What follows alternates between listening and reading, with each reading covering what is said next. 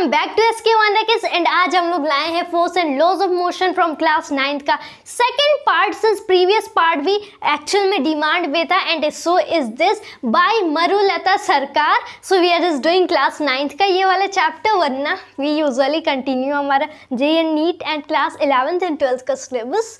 चलो हम लोग अब सिर्फ प्रीवियस वीडियो में we discussed about force, balanced and unbalanced forces, resultant net force and types of force like contact and non contact and law of inertia यानी कि Newton's force law of motion and about even inertia.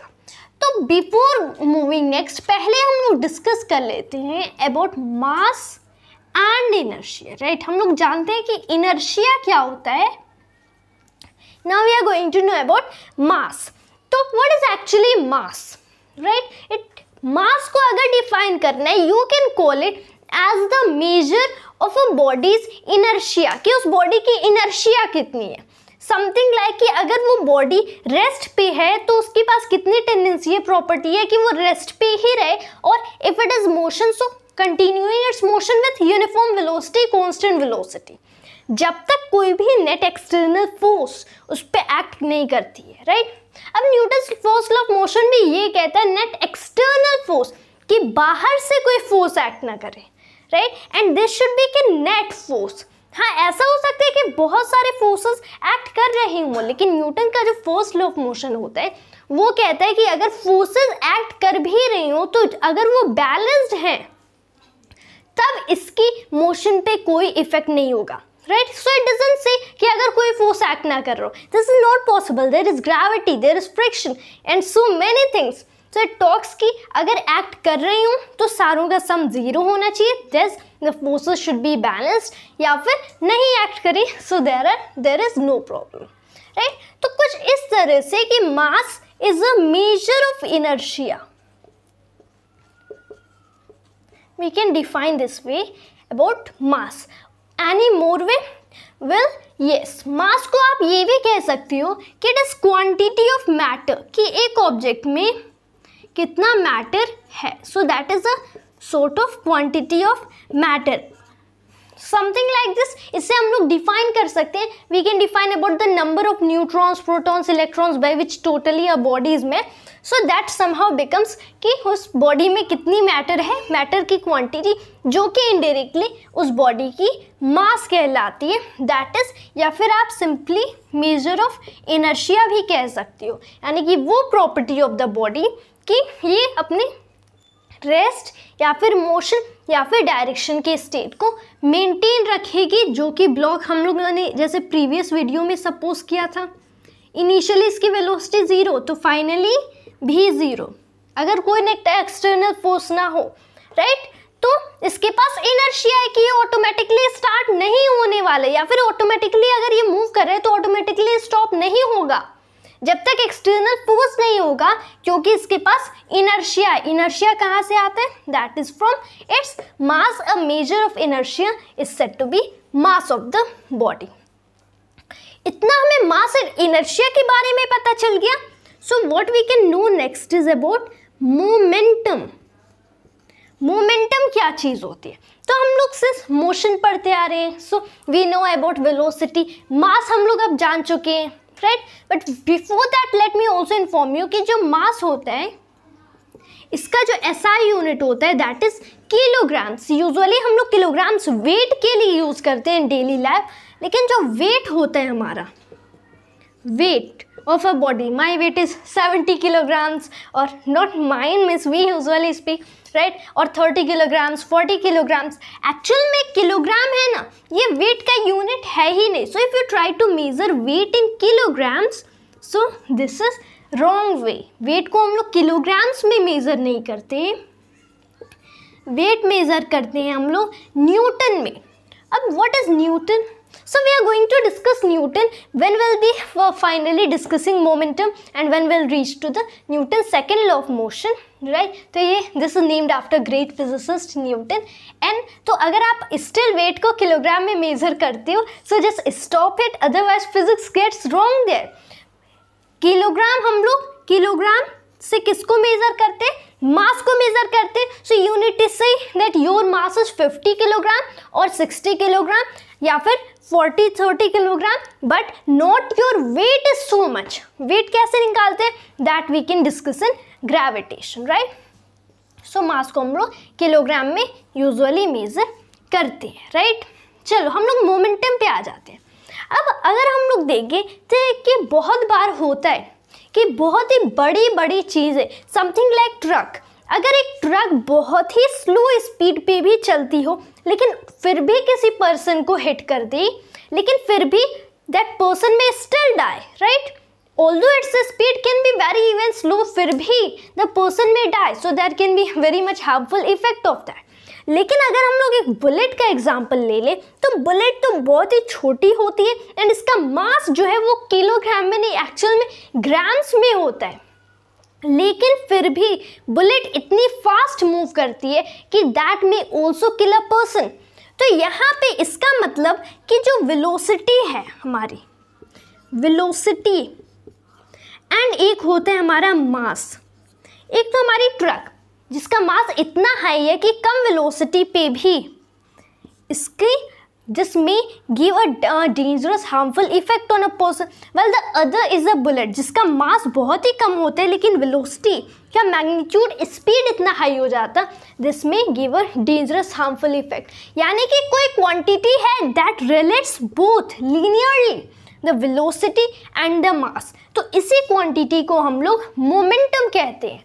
Sir mass usually हम लोग small m से लिखते हैं, sometimes we just represented by capital M, but usual case small m. तो जो हमारा मास है और जो हमारी वेलोसिटी है इनके बीच कोई रिलेशन है और उसी रिलेशन को हम लोग मोमेंटम कहते हैं, represented by small p usually, कभी कभी large p, that depends on you, that is mass into velocity. Actual में मोमेंटम है क्या, momentum is the product of mass of a body times the velocity of the same body, right. तो जिस body का momentum high है that it depends on actually the mass and velocity. यहाँ पे देखो जो हमारी ट्रक है उसका मास बहुत ही हाई है, वेलोसिटी कम है, लेकिन फिर भी it can produce large amount of momentum. That is कि it is not necessary that velocity is high, speed बहुत high होना चाहिए while hitting. जो हमारी बुलेट है उसका मास थोड़ा कम ही है लेकिन स्पीड बहुत ही हाई है जिसकी वजह से मोमेंटम हाई हो जाता है, so it may cause the death to a person.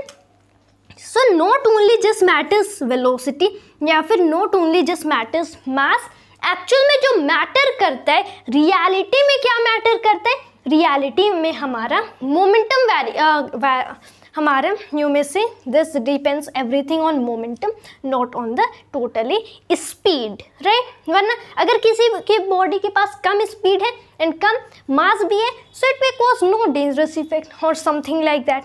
So if a bullet is very light and it is going at very relatively slow speed, so that may not cause very dangerous or harmful effect, right. That is it. So momentum. उसके बाद में momentum हम लोग समझ चुके हैं. Momentum का unit क्या होता है, मोमेंटम को यूजुअली p से ही रिप्रेजेंट किया जाता है, इसका यूनिट होता है किलोग्राम मीटर पर सेकेंड. सो मास को हम लोग किलोग्राम में मेजर करते हैं, वेलोसिटी को हम लोग मीटर पर सेकेंड में मेजर करते हैं, so this is kilogram metre per second. Velocity vector है, मास स्केलर क्वांटिटी है, right. It has no fixed direction. तो जब भी एक वेक्टर क्वांटिटी एंड एक स्केलर क्वांटिटी मल्टीप्लाई होते हैं, so we get a vector quantity. तो momentum is a vector quantity. Momentum का डायरेक्शन कैसे निकालते हैं, मोमेंटम का डायरेक्शन वेलोसिटी के डायरेक्शन के सेम होता है. So if you consider this case कि यही हमारे पास ब्लॉक है, alright, moving right here, it is moving in this direction. तब अगर इसकी वेलोसिटी कुछ इधर है इस डायरेक्शन में, इसका मतलब इसका मोमेंटम भी इधर ही है in the same direction. That is how you find momentum. Alright, back here that was electricity problem. चलो मोमेंटम, तो मोमेंटम एक्चुअल में has the same direction as velocity vector या फिर simply velocity. So that is how we find the direction of momentum. इसका magnitude चाहिए तो हमें velocity की मैग्नीट्यूड यानी कि स्पीड को मल्टीप्लाई करना है मास से. सो that is how we find the you may say magnitude and the direction as velocity. And momentum vector को usually हम लोग थोड़ा लंबा बनाते हैं because it is mass times velocity अगर mass is greater than 1 units. all right, चलो तो this is all about momentum and what we require to know about momentum. इसके बाद अब हम लोग पढ़ने वाले हैं about force, no not force, that is Newton's second law of motion. So Newton's second law of motion basically talks about momentum. Usually Newton's second law of motion, there is a misconception among many people that Newton published his second law of motion as F equals ma and this that, but that is not reality. So first of all let me rub all this, उसके बाद हम लोग Newton's second law of motion की study करेंगे. All right, back here. So now it's going to be second law of motion.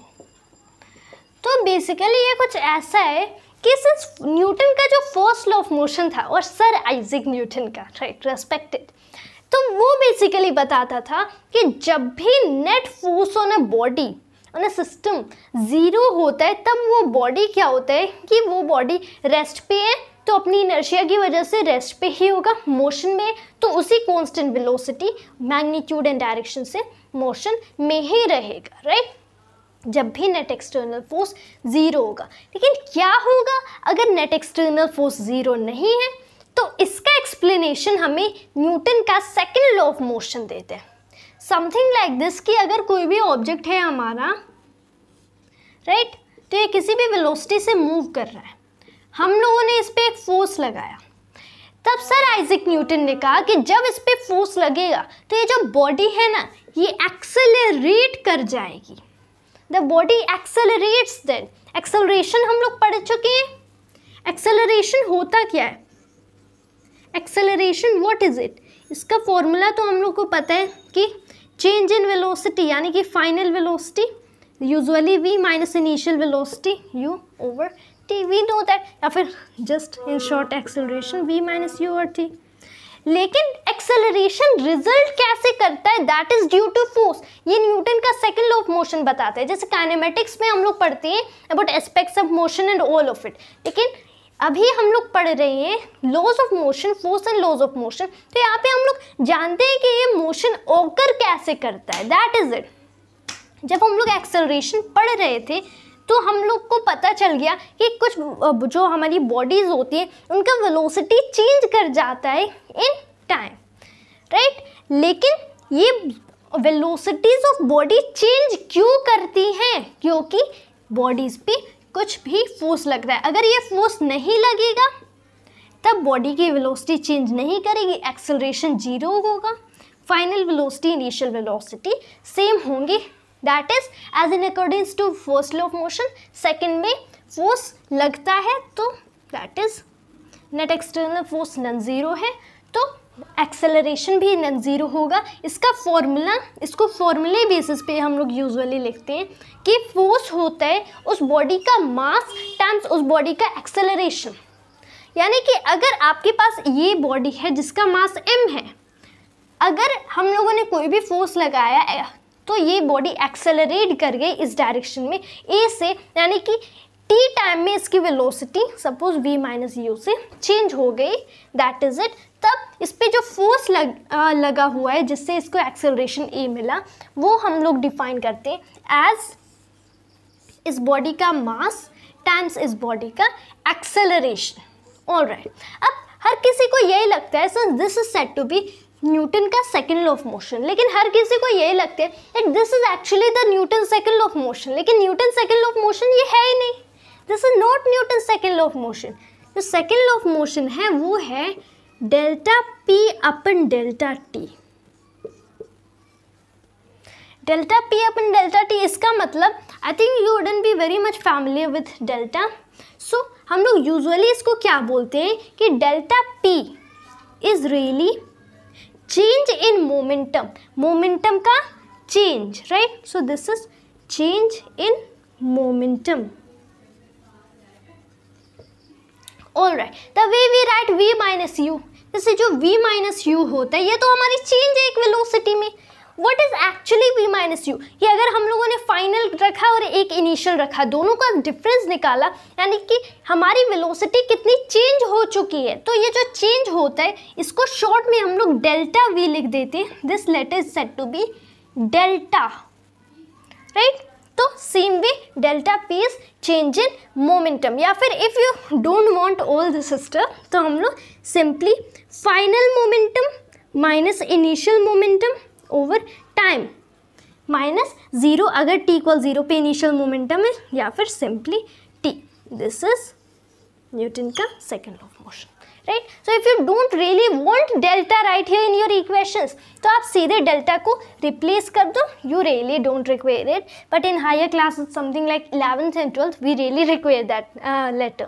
So final momentum, so final p minus initial momentum over time. Actual में ये है हमारा sir Isaac Newton का second law of motion, लेकिन हर किसी को लगता है कि the Newton second law of motion is this. दोनों इक्विवेलेंट इक्वेशंस हैं। Force, net force also equals mass into acceleration, and it also equals the rate of change of momentum. There's something like this. This is change of momentum per unit time. इसका somehow rate of change of momentum meaning the way acceleration, change of momentum per unit time, यानी कि rate of that is velocity. So that is rate of change of velocity. Same way this is, लेकिन जो sir Isaac Newton थे उन्होंने Newton second law of motion publish कैसे किया, उन्होंने publish इस फॉर्म में किया। लेकिन यहाँ पे जो हम लोग मोमेंटम बोल रहे हैं, अभी को जो हम लोग मोमेंटम बोल रहे हैं, सर आइजैक न्यूटन ने इसको मोमेंटम नहीं कहा था। सर आइजैक न्यूटन ने बोला it is quantity of motion. इनकी फिलोसफिया नेचुरलिस प्रिंसिपिया मैथमेटिका बुक है, and it is considered one of the greatest works ever published in physical sciences. तो वहाँ पे उन्होंने बोला कि this is quantity of motion, जो कि हम लोग मोमेंटम बोल रहे हैं। तो फोर्स होता है the rate of change of quantity of motion on a body, that is the force. तो यूजुअली तो ये हम लोग ड्राइव करते हैं, so that is complicated with our calculus. हाँ, ये हम लोग ड्राइव कर सकते हैं समथिंग लाइक दिस। जो मास इनटू एक्सेलरेशन है, मास इनटू एक्सेलरेशन, ये हम लोग देख लेते हैं कि ये हमारा जो फोर्स होता है this is pf minus pi over t। तो अगर हम लोग चाहें तो ये एक्सप्रेशन उठा सकते हैं टू प्रूव दिस एक्सप्रेशन, या फिर this equation to prove this equation. Alright, but if you really want to drive this so that will rather be complicated, तो we want to define this equation in terms of this. तो force तो rate of change of momentum होता है। Suppose finally ये particle v velocity से move कर रहे हैं, इनिशियली u से मूव कर रहा था, तो फाइनल मोमेंटम क्या होगा, mass into final velocity v minus में initial mass into initial velocity u, ये हो गया डिवाइडेड बाय में time, right. I just represented all of this someone sort of this way. Mass एक कॉमन ले लें तो ये हो जाएगा ब्रैकेट में v minus u divided by में बच गया time, right. Recall from motion, ये जो v minus you upon t है, ये तो हम लोग डिफाइन कर सकते हैं rate of change of velocity, यानी कि एक्सेलरेशन, क्योंकि ये तो एक्सेलरेशन होता है। तो एक मास यहाँ पे बच गया, एक एक्सेलरेशन यहाँ पे हो गया। तो अगर हमें ऑलरेडी पता है कि force is rate of change of momentum with respect to time, इसका मतलब force is mass into acceleration. ये इक्वेशन प्रूव हो चुका है, राइट। ऑलराइट, अब एक्चुअल में यूजुअली हम लोग क्या करते हैं कि पहले फोर्स को प्रपोर्शनल लिखते हैं to it. So force is proportional to it, force is proportional to m into A, तब इक्वलिटी साइन डालते हैं, फिर यहाँ पे k कांस्टेंट फॉल कर जाता है, समथिंग लाइक दिस। बहुत बार हम लोग क्या करते हैं, force proportional pf minus pi over t, और उसके बाद करते करते हम लोग यहाँ पे लाते हैं कि force is proportional to m into a, and फिर क्या होता है कि force equals k m a, k proportionality constant fall कर जाते हैं। जब भी हम लोग प्रपोर्शनलिटी सिंबल की जगह इक्वल का सिंबल डालते हैं तो यहाँ पे एक प्रपोर्शनलिटी कांस्टेंट यूजुअली के फॉल कर जाता है। लेकिन फिर अगर इसे हमें सॉल्व करना है तो मैंने पहले इक्वल कर दिया कि फोर्स, हाँ rate of change of momentum है ही, it is not just proportional to it, it is itself. यहीं पे हम लोगों ने k = 1 रख दिया, तो यहाँ पे हम लोग क्या करें? So is something wrong? No, nothing in fact. कि हम लोगों ने फोर्स का यूनिट ऐसा रखा है कि एक यूनिट फोर्स हम लोगों ने कर दिया कि दिस इज k टाइम्स, अगर एक body that is of mass 1 kilogram उसको एक्सेलरेट करते हैं हम 1 मीटर पर सेकेंड स्क्वायर से, यानी कि वो बॉडी पे 1 यूनिट फोर्स लगा है। So same we have defined it, 1 unit का फोर्स का मतलब 1 किलोग्राम की बॉडी है, 1 मीटर पर सेकेंड पे एक्सेलरेट हो गया पर सेकेंड स्क्वायर, सो 1 kilogram 1 metre per second square. तो यहाँ से k की वैल्यू समहाउ यही आती है, and this is what usually happens to be. तो यहाँ से k की वैल्यू सॉल्व हो चुकी है, सो k = 1, so force is always mass into acceleration. That is, we directly did it with equality symbol because we know कि यहाँ पे इक्वलिटी सिंबल आएगा ही आएगा, k की वैल्यू 1 हो जाएगी। So that is about second law of motion, sir Isaac Newton का second law of motion. हमारे अगले वीडियोज़ में हम लोग third law of motion and things like conservation of momentum, particularly collisions के केसेस भी डिस्कस करेंगे। आज के लिए सिर्फ इतना ही, and thanks to always, and जय हिंद जय भारत।